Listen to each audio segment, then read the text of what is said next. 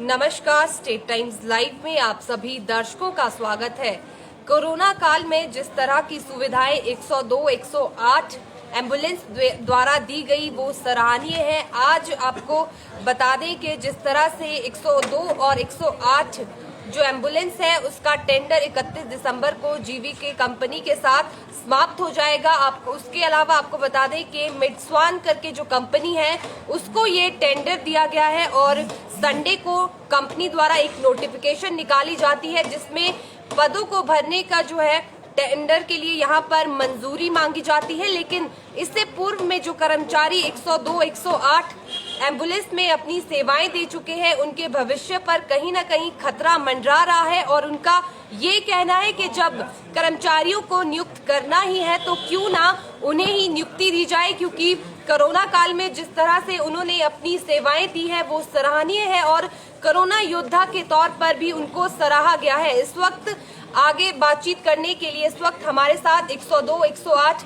Ambulance कर्मचारी union के अध्यक्ष पूरन चंद जी मौजूद है। सर, पहले तो बहुत बहुत स्वागत है आपका स्टेट टाइम्स में। नमस्कार जी सर, क्या कहना चाहेंगे? हालांकि काफी समय पहले ये पता चल चुका था कि जो कंपनी का टेंडर है वो समाप्त होने वाला है, लेकिन अब क्या मुश्किलें जो है कंपनी के कर्मचारियों को आ रही है?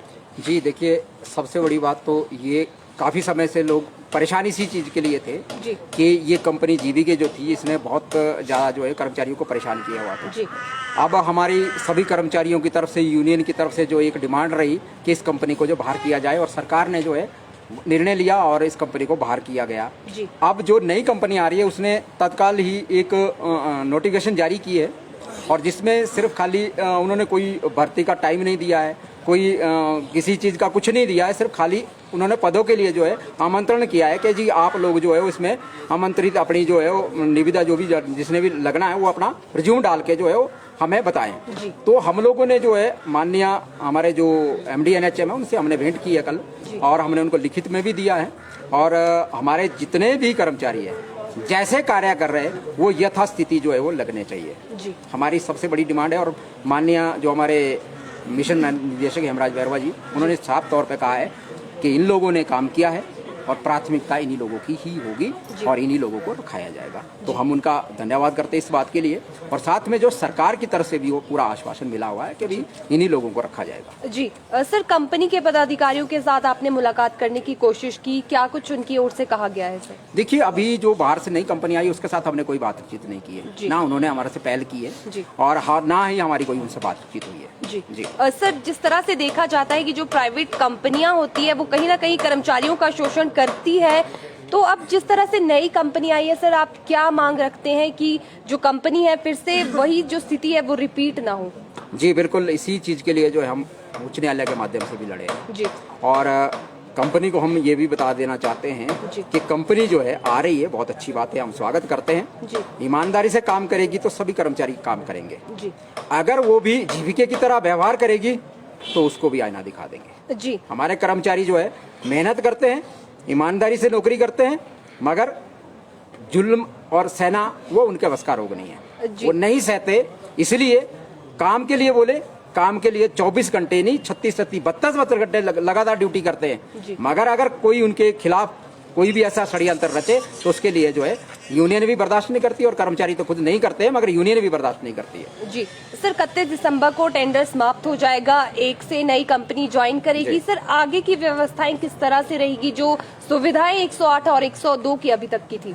देखिए, ये सब वैसे का वैसे ही चलता रहेगा क्योंकि सरकार का है ये काम। जी। ठीक है, सरकार ये सिर्फ हैंड ओवर टेक ओवर होगा। हमारे जो कर्मचारी जैसे लगे हुए वैसे ही दूसरी कंपनी में ट्रांसफर होंगे, कोई किसी को निकाला नहीं जाएगा। ये हमारे MD साहब ने हमारे को आश्वासन दिया है, पूरा विश्वास भी दिया है कि सरकार जो है आपके पूरी जो आपके साथ खड़ी है। और हम लोगों ने जो मंत्री जी से भी बात की थी और मंत्री जी की तरफ से भी यही है कि आप लोगों को जो पॉलिसी बनाई जाएगी और अब क्या पॉलिसी बनती है इसके बारे में तो हम नहीं कह सकते, मगर हमारे कर्मचारियों के लिए सिर्फ और सिर्फ इस वक्त जो है अपनी नौकरी की चिंता है और हम लोग चाहते हैं कि उनकी नौकरी यथास्थिति बरकरार रहे और जैसे वो लोग काम कर रहे हैं उसी तरह से उनको काम करने दिया जाए। जी। सर, यदि कंपनी द्वारा सर किसी और को भर्तियां यहाँ पर दे दी जाती है तो 108, 102 कर्मचारी जो है उनकी क्या रणनीति अब आगे के लिए रहने वाली है? देखिए, लड़ाई झगड़ा ये हम विश्वास नहीं करते उस पर, हमारा काम, हम मेहनत करते हैं, मेहनत का लोग हैं। और हिमाचल में सबसे बड़ी बात यह है, हिमाचल की बात करें, हिमाचल में एक ही बात होती है, जो भी कार्य होता है, जो भी काम किया जाता है उसका वेतन मिलता है। और हम लोग जो है निर्धारित वेतन के लिए लड़ रहे हैं। हमारा जो और माननीय जो हमारे जो अथॉरिटी है उन्होंने जो है हमारा वेतन निर्धारित किया है, मगर जो कंपनी जो है जीबीके कंपनी उसने नहीं दिया है और वो उच्च न्यायालय में आई है। तो उच्च न्यायालय में भी हमारा केस चल रहा है। तो हम लोगों ने उन्हें छोड़ना नहीं है, हम लोगों ने जो है अपना जो भी हमारा अधिकार है वो लेना ही है, उनको नहीं बख्शा जाएगा, वो लेना ही लेना है। जो कोर्ट के आदेश है वो जो है हम लेकर रहेंगे। ये हमारा जो यूनियन है वो इनको नहीं बख्शेगा। सर, हाई कोर्ट की तरफ से जो है कर्मचारियों के लिए कुछ फैसले लिए गए थे, क्या जीवीके जो कंपनी है उसे पूरा कर पा रही है? जिस तरह से पैसे देने की बात यहाँ पर कही गई थी, जो बच गया था अमाउंट, क्या कहना चाहेंगे सर? देखिए, अभी उच्च न्यायालय में फैसला दिया जी, और अब जो निचली अदालत ने फैसला दिया है कि जो आपको मिला है जी, उसके अलावा जितना भी आपका एरियर बनता है वो आप हमारे पास जो है डिटेल डिपॉजिट करें। तो हमने जो है दे दिया है, मगर उस अमाउंट के अगेंस्ट जो है वो कंपनी जो है यहाँ हाई कोर्ट में आई है, उच्च न्यायालय के पास आई है कि भी हम इतना अमाउंट नहीं दे सकते। और उन्होंने सरकार को पार्टी बना दिया उसमें, हमारे को नहीं, उन्होंने सरकार को ही पार्टी बना दिया कि सरकार द्वारा जो है फैसला लिया गया था कि भी हम पे करेंगे। तो उन्होंने इस तरह से जो है सरकार को भी उन्होंने पार्टी बना दिया। हमें तो बनाया ही बनाया, मगर सरकार को भी कंपनी ने उल्टा पार्टी बना दिया है। अब वो सरकार को ही बोलते कि आप पे करेंगे। तो अब ये डिसाइड माननीय उच्च न्यायालय करेगा कि क्या करना है, कैसे करना, वो उनके हाथ में, उसमें हम नहीं टिप्पणी करना चाहते। मगर हमारे को हमारा अधिकार चाहिए, जिसके लिए माननीय उच्च न्यायालय ने हमें बुलाया है उच्च न्यायालय में। हम उसी के लिए जो है हम उनका धन्यवाद करते हैं और हम आगे भी चाहते हैं कि वो जो फैसला लिया है उस पे जो है माननीय उच्च न्यायालय जो है वैसे ही रहे। जी, सर, आपसे जानना चाहूंगी इस पर सरकार का क्या पक्ष है? और जिस तरह से कुछ ही दिनों बाद जो है टेंडर समाप्त हो जाएगा, कंपनी चली जाएगी, क्या जो पैसा है वो फंसा रह जाएगा? इस तरह से माने हम? देखिए, अभी तक कुछ उनको अमाउंट दिया जा रहा था जो हमने रुका दिया है।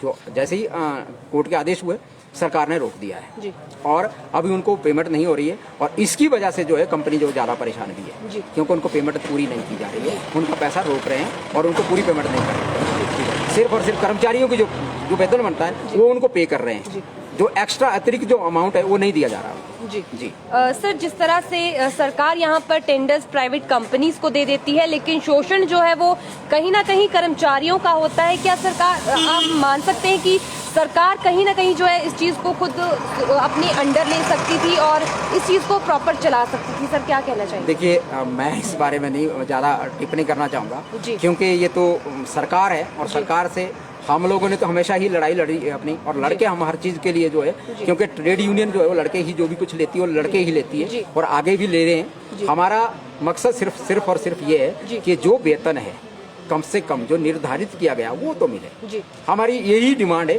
कि जो वेतन सरकार द्वारा निर्धारित किया गया है वो सभी कर्मचारियों को मिले। हम ये नहीं बोलते कि भी इसके लिए ज्यादा इसके लिए कम, मगर जो सरकार ने निर्धारित किया है वो जरूर मिले।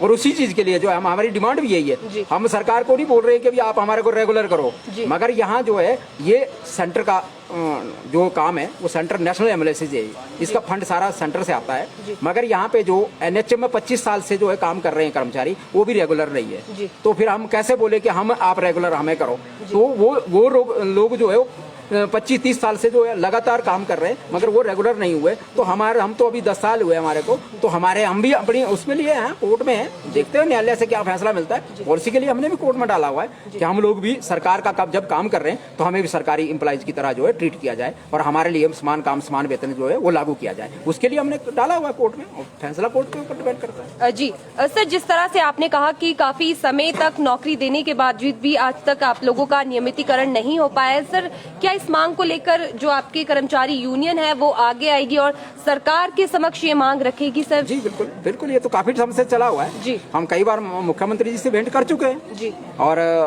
उससे पहले भी हमने किया, पहले पूर्व में जो सरकार थी उनसे भी मिले हैं। उन्होंने भी हमारी बात रखी थी कि हाँ ठीक है हम आपके लिए पॉलिसी बनाएंगे, मगर नहीं बनी। अब की सरकार है उनके पास भी हम बात रख रहे हैं, देखते हैं क्या होता है।